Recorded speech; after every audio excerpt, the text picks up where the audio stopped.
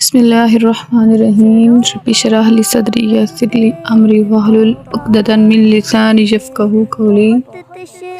نماز کی سب سے امپورٹنٹ، سب سے ضروری بات کہوں تو یہ سب سے پہلا ہمارا فرض بنتا ہے کہ سب سے پہلے ہم نماز کا ترجمہ یاد کریں۔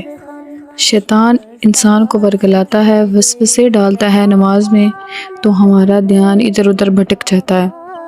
تو اس کے لیے سب سے بہترین حال یہی ہے کہ آپ نماز کا ترجمہ یاد کریں۔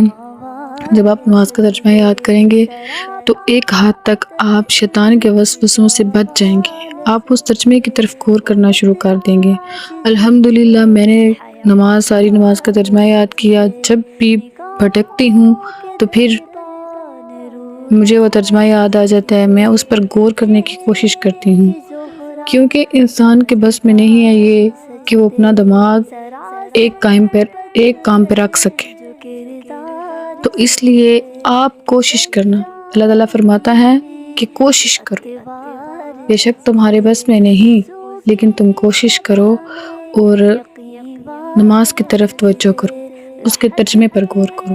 تو اب والدین ہونے کے ناطے آپ کا فرض بنتا ہے کہ آپ جہاں پہ بچے قرآن مجید پڑھنے جاتے ہیں ان کو بولیں کہ انہیں ساتھ ساتھ نماز کا ترجمہ یاد کروائیں۔